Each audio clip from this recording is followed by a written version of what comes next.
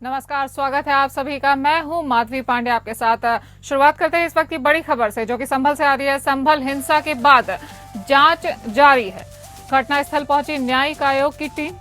जांच के लिए पहुंची 3 सदस्यीय न्यायिक आयोग की टीम। जामा मस्जिद के अंदर हुई दाखिल। जामा मस्जिद इलाके की जांच टीम कर रही है मुआयना। जामा मस्जिद के आसपास जबरदस्त सुरक्षा की गई है।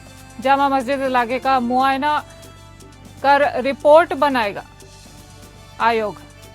इस वक्त की बड़ी खबर बता रहे हैं आपको। संभल हिंसा में 4 लोगों की मौत हुई थी, कई पुलिसकर्मी घायल हुए थे। यूपी के संभल में जामा मस्जिद के सर्वे को लेकर हुई हिंसा की जांच के लिए न्यायिक आयोग की टीम पहुंच चुकी है। टीम के सदस्य पूरे इलाके का मुआयना कर रहे हैं। सुबह 10 बजे टीम के संभल पहुंचने से पहले मस्जिद के बाहर कड़ी सुरक्षा की व्यवस्था कर दी गई है। न्यायिक आयोग में 3 सदस्य हैं। आपको बता दें कि जस्टिस डीके अरोड़ा इस टीम में शामिल है और इसमें डीजीपी अरविंद जैन भी शामिल है।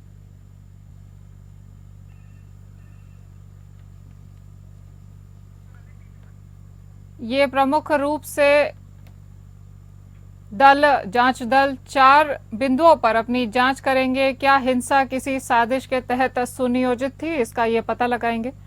क्या पुलिस सुरक्षा पर्याप्त थी, किन कारणों से और किन हालात में हिंसा हुई, इसकी वजह क्या थी, आगे भविष्य में इस तरह की घटना ना घटे इसके लिए क्या उपाय हो सकते हैं। ये 4 प्रमुख बिंदु हैं जिस पर न्यायिक आयोग अपनी जांच पूरी करेगा। आपको इस वक्त की बड़ी खबर बता रहे हैं संभल से। संभल में हुई हिंसा के बाद जांच जारी है और घटनास्थल पर न्यायिक आयोग की टीम पहुंची है। हमारे संवाददाता चरण सिंह फोन लाइन पर जुड़ गए हैं ज्यादा जानकारी के साथ। चरण, क्या जानकारी है आपके पास? जो न्यायिक आयोग की टीम है वह पहुंच गई है और जो घटना हुई थी, बवाल मचा था, जो पत्थर मारने की घटना हुई थी आज के दिन यानी रविवार के दिन हुई थी, उसके बारे में जानकारी लोगों से ले रही है। साथ ही पुलिस से भी और जिला प्रशासन से भी ली जा रही है। तो इस तरह से कहीं ना कहीं जो घटना घटी है इसमें दोषी कौन है, तो इसको लेकर लगातार जो है बात हो रही है और जानकारी ली जा रही है। जी जी, संभल क्या सुरक्षा के कड़े इंतजाम किए गए हैं? किस तरह के इंतजाम किए गए हैं टीम की सुरक्षा के लिए? हाँ जी, बताऊंगा कि इस तरह से जो आज न्यायिक जो आयोग की टीम आई हुई है वह चप्पे चप्पे पर पुलिस लगी हुई है और साथ ही बॉर्डर तो पहले से सील है, क्योंकि कोई आदमी जो है, जो बाहरी या व्यक्ति है या फिर जो नेता है या फिर सामाजिक संगठन है, उनको तो 10 तारीख तक लिए मनाही की गई है। लेकिन लगा यहाँ पर जो प्रशासन है पूरी तरह से मुस्तैद है और पुलिस भी लगाई गई है। साथ ही पहले से जो पुलिस है उसी पुलिस को लगाया गया, एक्स्ट्रा पुलिस कोई भी व्यवस्था नहीं की गई है। जी चरण, आखिर ये टीम किन मुद्दों की जांच करेगी वहां पर? हाँ, जो मुद्दे हैं लेकर 4 बिंदु है, 4 बिंदुओं पे बात करेगी। लेकिन किन किन बिंदुओं पर बात होगी, जो क्या क्या बिंदु है, ये तो स्पष्ट नहीं हो पाया। लेकिन 4 बिंदुओं पर बात करेगी। घटना कैसे घटी, क्या इसका जो है रीजन रहा, कौन कौन इसमें शामिल है, किसने इनको जो है उकसाया, ऐसे करके जो है वो जानकारी सभी से ली जाएगी। जो भी इसमें शामिल है या ना है, लोगों से जो जानकारी ली जाएगी। जी, तमाम जानकारी के लिए धन्यवाद चरण।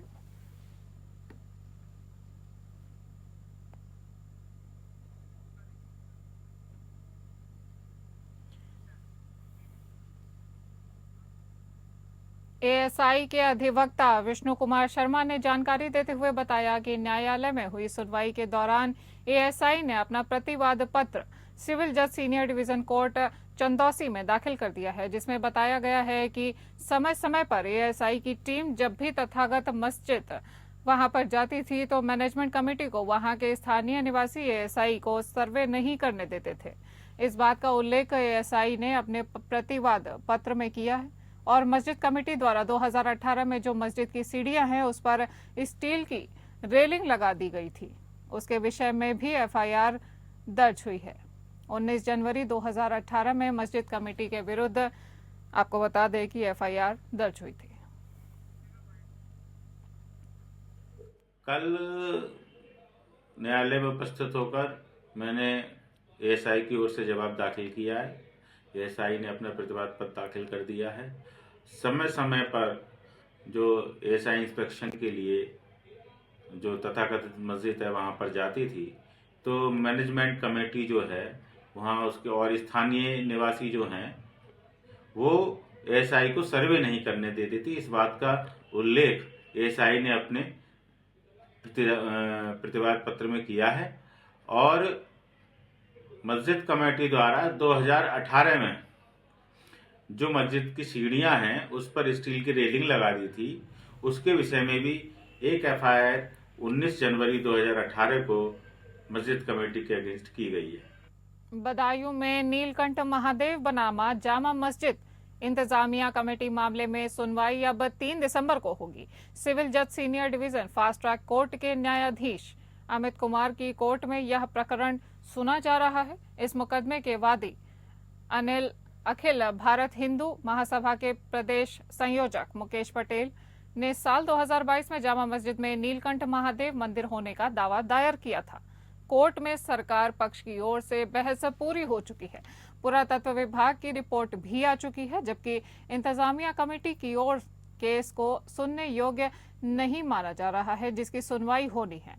आपको बताते चले कि सदर कोतवाली क्षेत्र में बदायूं की जामा मस्जिद के मालिकाना हक का मामला 2022 में सामने आया था, जिसकी आज सुनवाई हुई और अगली तारीख 3 दिसंबर मुकर्रर की गई है। दरअसल हिंदू पक्ष ने जामा मस्जिद को नीलकंठ महादेव मंदिर बताया था। हिंदू पक्ष कोर्ट में साक्ष्य प्रस्तुत कर चुका है, जबकि कोर्ट ने इंतजामिया कमेटी, यूपी सेंटर सुन्नी वक्फ बोर्ड, भारत सरकार, मुख्य सचिव यूपी, पुरातत्व विभाग और डीएम बदायूं को नोटिस जारी कर जवाब मांगा है। जामा मस्जिद के वकील पूरे मामले की सुनवाई योग्य न होने की बहस कर रहे हैं। हिंदू पक्ष नीलकंठ महादेव मंदिर को कमीशन में लाने की बहस कर रहा है। वहीं सरकारी वकील भी अपना जवाब दाखिल कर चुके हैं। पूरा मामला अब सिविल जज सीनियर डिवीजन की कोर्ट में सुना जा रहा है। हिंदू महासभा की ओर से पूजा करने की अनुमति के लिए कोर्ट से गुहार की है, जबकि इंतजामिया इसको खारिज कर रहे हैं। उनका कहना है कि हिंदू सभा इसमें वादी नहीं हो सकती। मस्जिद तोड़कर 850 वर्ष पहले बनाई गई थी। मंदिर का कोई अस्तित्व नहीं है, इसलिए हमने अपना जवाब दाखिल किया है कि यह वाद खारिज किया जाए। जबकि हिंदू महासभा के मुकेश पटेल का कहना है कि हमें पूजा का अधिकार मिले और हम किसी भी हालत में अपना हक लेकर रहेंगे, चाहे हमें हाई कोर्ट या सुप्रीम कोर्ट क्यों न जाना पड़े।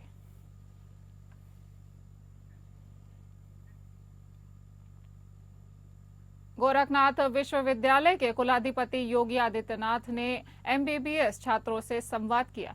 उन्होंने कहा कि आने वाले समय में भारत दुनिया में मेडिकल टूरिज्म का हब बनने जा रहा है।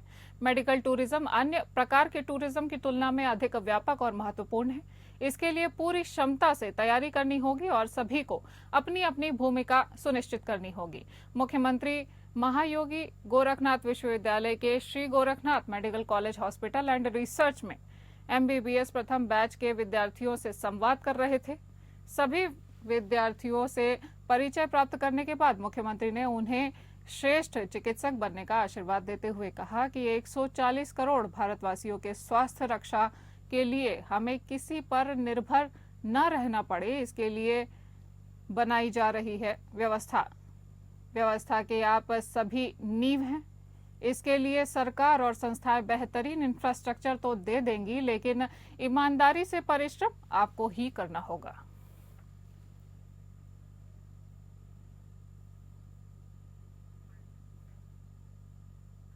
लगातार लोग आ रहे हैं, लगातार इन कार्यक्रमों के साथ लोगों का जुड़ाव इन कार्यक्रमों के साथ हो रहा है और लोग लगातार इन कार्यक्रमों के माध्यम से यहां इन योजनाओं का लाभ प्राप्त कर रहे हैं। बेहतरीन माहौल हमने दिया तो परिणाम क्या है? जिस उत्तर प्रदेश में कोई निवेश नहीं करता था, आज वहां 40 लाख करोड़ रुपए के निवेश के प्रस्ताव हमें प्राप्त हुए। 40 लाख का मतलब 40 लाख करोड़ रुपए के निवेश के प्रस्ताव का मतलब 1.5 करोड़ युवाओं को सीधे सीधे नौकरी की गारंटी। 1.5 करोड़ युवाओं को, यानी 150 लाख नौजवानों के लिए नौकरी की गारंटी। ये है सरकार के कार्य। अब 100-200 नहीं, ये लाखों में जा रही है नौकरी। हम लाखों नौजवानों को देंगे, किसी हाथ को खाली नहीं रहने देंगे, बेरोजगार नहीं रहने देंगे, हर हाथ को काम देंगे, हर हाथ को उसके अनुसार रोजगार उपलब्ध करवाएंगे। और उस दिशा में प्रयास, सार्थक प्रयास सरकार के स्तर पर, केंद्र और राज्य सरकार के स्तर पर प्रारंभ हुआ है। माफिया राज समाप्त हुआ, गुंडा राज समाप्त हुआ, भ्रष्टाचार पर प्रहार किया गया तो लोग आना शुरू हुए। लैंड बैंक बनाया गया तो उद्योग लगने प्रारंभ हुए। उद्योग लगने प्रारंभ हुए तो स्किल मैन पावर चाहिए, तो इसके लिए स्थानीय युवाओं को नाइलेट जैसी संस्थाओं के माध्यम से प्रशिक्षित किया जा रहा है। और उसी नए भारत के, नए उत्तर प्रदेश की दृष्टि से हम लोग आज गीडा को तेजी के साथ आज विकसित होते हुए देख रहे हैं।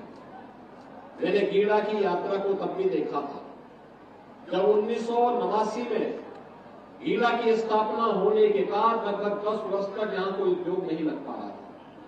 धरना, प्रदर्शन, आगजनी, तोड़फोड़, गोली, यही सब चलती थी। दिल्ली में अगले साल फरवरी में होने वाले विधानसभा चुनाव की तैयारियां तेज हो चुकी हैं। सत्ताधारी आम आदमी पार्टी हो या बीजेपी, कांग्रेस, सभी दलों के नेताओं ने लोगों से संपर्क करना शुरू कर दिया है। इस बीच दिल्ली में गठबंधन के सभी कयासों पर विराम लग गया है। आम आदमी पार्टी ने साफ कर दिया है कि वो विधानसभा चुनाव में किसी भी पार्टी से गठबंधन नहीं करेगी।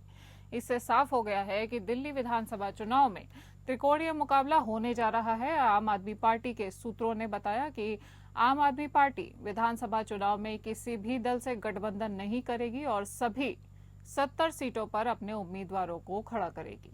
वहीं दिल्ली विधानसभा चुनाव से पहले कांग्रेस प्रदेश प्रमुख देवेंद्र यादव ने कहा कि पार्टी सभी 70 सीटों पर चुनाव लड़ेगी और उनका किसी भी पार्टी से कोई गठबंधन नहीं होगा। कांग्रेस कार्य समिति CWC की बैठक में भाग लेने के बाद देवेंद्र यादव ने कहा कि हम पहले से कभी घोषणा नहीं करते, हम सभी 70 सीटों पर चुनाव लड़ेंगे। हमारे जीतने के बाद हमारा नेता चुना जाता है। दिल्ली में भी यही प्रक्रिया अपनाई जाएगी। यहां पर कोई गठबंधन नहीं होगा।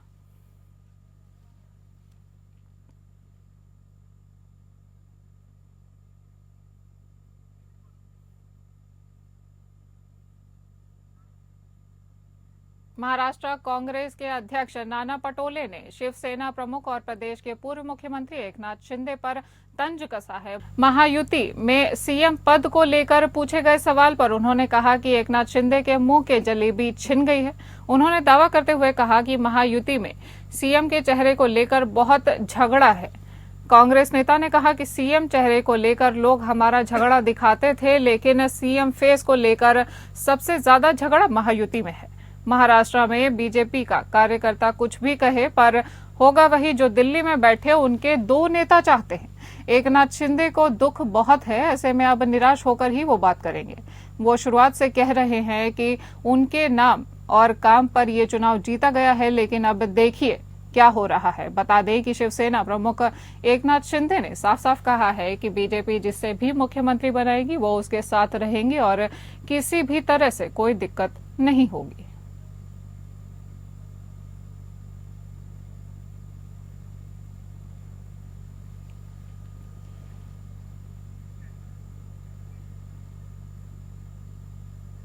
महाराष्ट्र विधानसभा चुनाव में जीत के बाद सरकार महायुति की बनेगी, ये तो तय हो गया है, लेकिन मुख्यमंत्री कौन होगा यह अभी तक तय नहीं हो पा रहा है। सरकार के गठन को लेकर सभी की निगाहें अब पूर्व सीएम एकनाथ शिंदे पर टिकी हुई हैं। एकनाथ शिंदे महाराष्ट्र के कार्यवाहक मुख्यमंत्री हैं। उनके पारिवारिक डॉक्टर ने कहा कि एकनाथ शिंदे पिछले 2 दिनों से बुखार और गले के संक्रमण से पीड़ित हैं। उन्होंने कहा कि वो सतारा जिले में अपने पैतृक गांव में स्वास्थ्य लाभ कर रहे हैं। इस बीच आज महायुति की बैठक होने वाली है, जिसमें सीएम के नाम को लेकर चर्चा होगी। सीएम के पारिवारिक डॉक्टर RM पात्रे के हवाले से बताया गया कि 3 से 4 डॉक्टरों की एक टीम एकनाथ शिंदे का इलाज उनके पैतृक गांव में कर रही है। भारतीय जनता पार्टी के नेतृत्व वाले राष्ट्रीय जनतांत्रिक गठबंधन यानी NDA, जिसे महाराष्ट्र में महायुति गठबंधन के रूप में भी जाना जाता है, ने राज्य विधानसभा चुनाव में भारी जीत हासिल की है, जिसके बाद से शिवसेना सुप्रीमो एकनाथ शिंदे सुर्खियों में नजर आ रहे हैं।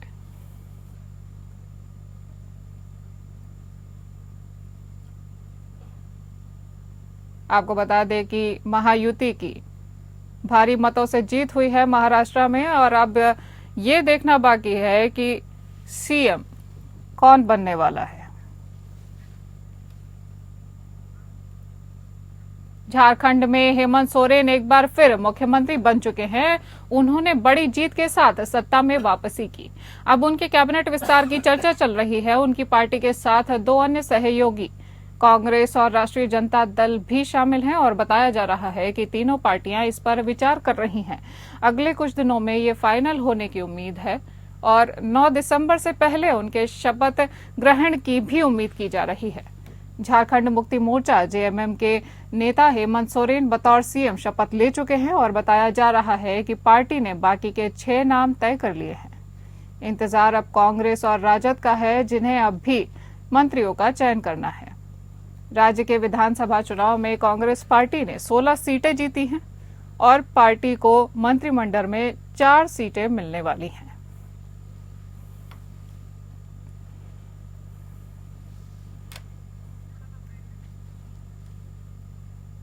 खबर आ रही है हमारे पास गाजीपुर से। सीजेएम कोर्ट के आदेश पर 19 पुलिसकर्मियों पर दर्ज किया गया मुकदमा आखिरकार 24 घंटे में खारिज कर दिया गया है। इसकी जानकारी खुद एसपी गाजीपुर डॉक्टर इरस राजा ने की है। बता दें कि 2021 में तत्कालीन चंदौली एसपी अमित कुमार द्वितीय समेत 18 पुलिस कर्मियों पर कोर्ट के आदेश से गाजीपुर के नंदगंज थाने में 27 नवंबर को मुकदमा दर्ज हुआ था, जिसे अब खारिज करने की बात सामने आई है। एसपी गाजीपुर ने बताया कि चंदौली में तैनात सिपाही अपराधी किस्म का और गैंगस्टर की धाराओं में बंद था। सिपाही अनिल कुमार सिंह ने झूठे तथ्यों के आधार पर सीजेएम कोर्ट में दाखिल की थी याचिका, जिसकी जांच कर एफआईआर को स्पंज करके रिपोर्ट कोर्ट को प्रेषित कर दी गई है। अब देखना है कि सिपाही पक्ष अब आगे क्या करता है। फिलहाल एसपी ने सिपाही अनिल कुमार सिंह पर कार्यवाही के संकेत दिए हैं।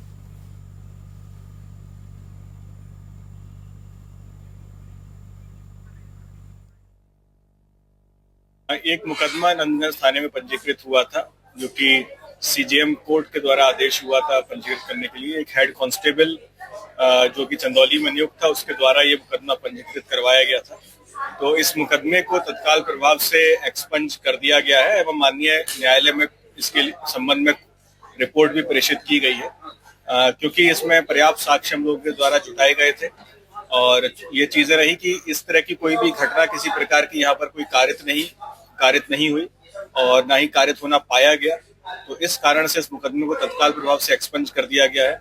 जो इस मुकदमे का जो वादी था अनिल, इसके विरुद्ध पूर्व के भी कई मुकदमे पंजीकृत हैं, और ये बर्खास्तगी के ड्यूरेशन में इस पर यह मुकदमा चंदौली में पंजीकृत हुआ था, जिसमें गैंगस्टर भी बना था, और ये गैंगस्टर में भी निरुद्ध होकर काफी समय जेल में रहा था। बात करते हैं हरियाणा के भिवांडी की, जहां सदर थाना के तहत आने वाले जिला के गांव चांग में एक शादी समारोह में फेरों की तैयारियां चल रही थी, लेकिन बारात नहीं पहुंची। जिले का चांग गांव की एक युवती का रिश्ता महम के गांव किशनगढ़ में 1 वर्ष पूर्व हुआ था, लेकिन 28 नवंबर 2024 को शादी की सारी तैयारियां हो चुकी थी। बारात नहीं पहुंची तो लड़की पक्ष ने फोन किया तो पता चला कि दूल्हा HIV पॉजिटिव है। इस कारण समारोह में हड़कंप मच गया। जैसे ही लड़की वालों को इस बात का पता चला तो उनके पैरों तले जमीन खिसक गई। लड़की पक्ष जैसे तैसे लड़का पक्ष के पास पहुंची तो उन्होंने स्वीकार किया कि उनका लड़का HIV पॉजिटिव है, लेकिन दोनों परिवार वालों ने दूल्हे के छोटे भाई से शादी करने में रजामंदी जताई है, लेकिन फिर भी बारात नहीं पहुंची। वहीं लड़की के पिता का आरोप है कि दूल्हा पक्ष ने उनसे दहेज की डिमांड की है। लड़की के पिता की माने तो दूल्हे का छोटा भाई आर्मी का जवान है, जिसके चलते उन्होंने दहेज की डिमांड की है।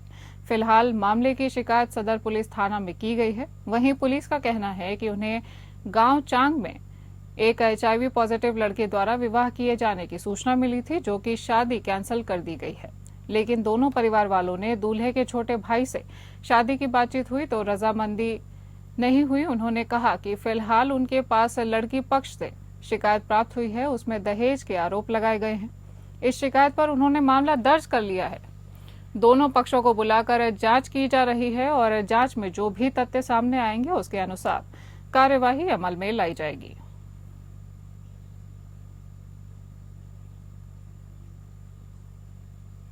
इसमें हमारे पास एक कंप्लेंट आई है विनोद कुमार पुत्र जगदीश गांव चांग से। उसने अपने लड़की की शादी 23/11/2023 को 19/11/2023 को महम में किशनगढ़ एक शक्ति सिंह के नाम के लड़के के साथ की थी। रिश्ता तय किया था और अब 28/11/2024 को गांव चांग में उस शक्ति सिंह की बारात आनी थी।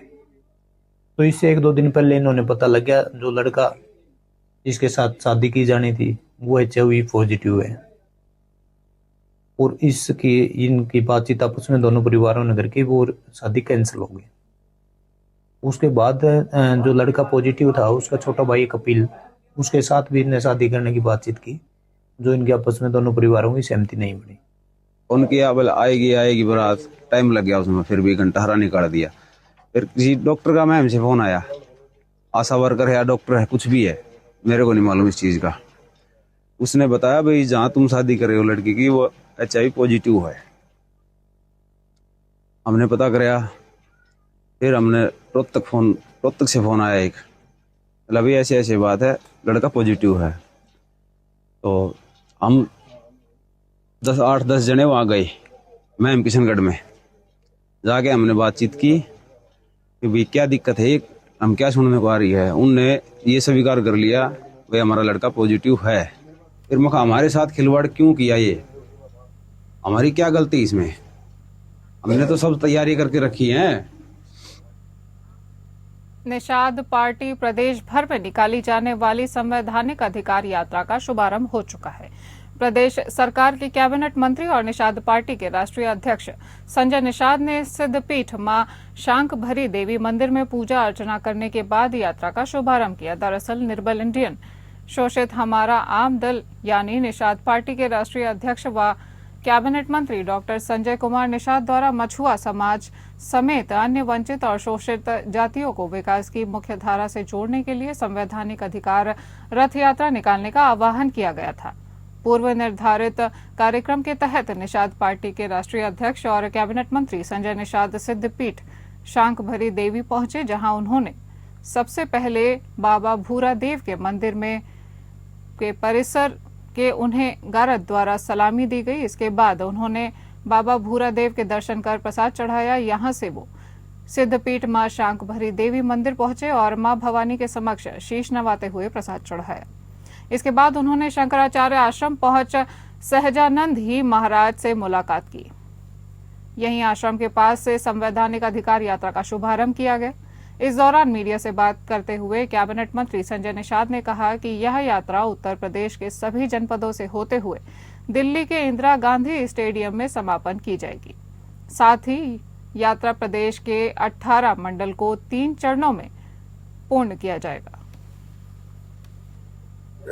जो ऑलरेडी संविधान की सूची में सूचीबद्ध है, 14 राज्यों में इनको मिला हुआ अनुसूचित जाति का प्रमाण पत्र आसानी से मिलता।